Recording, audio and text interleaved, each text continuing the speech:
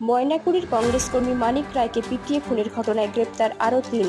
এই নিয়ে মোট ১১ জন অভিযুক্তকে গ্রেপ্তার করল ময়নাকুড়ি থানার পুলিশ। গতকাল বুধবার রাতে কংগ্রেস কর্মী মানিক রায়কে পিটিয়ে মারা হয়। এরপর বৃহস্পতিবার মানিক রায়ের স্ত্রী স্বপ্না রায় মোট ১১ জনের নামে ময়নাকুড়ি থানায় অভিযোগ দায়ের করেন। পুলিশ সেদিনই ৫ জন অভিযুক্তকে গ্রেপ্তার করেছিল। পরবর্তীতে গত শুক্রবার রাতে এবং শনিবার সকালে ৩ জনকে গ্রেপ্তার করে পুলিশ। বাকি অভিযুক্তদের খোঁজে তল্লাশি শুরু করেছে পুলিশ। এরপর সোমবার সকালে বাকি ৩ জন অভিযুক্তকেও গ্রেপ্তার করা হয়েছে। পুলিশ সূত্রে খবর, ধৃতরা হল বিজেপি প্রাক্তন বুথ সভাপতি উত্তম রায়, বাপ্পা রায় এবং সবিতা রায়। এই দিন দুপুরে তাদের জলপাইগুড়ি জেলা আদালতে পাঠানো হয়। মানিক রায় খুন কাণ্ডে এই নিয়ে মোট ১১ জন অভিযুক্তই গ্রেপ্তার হলো।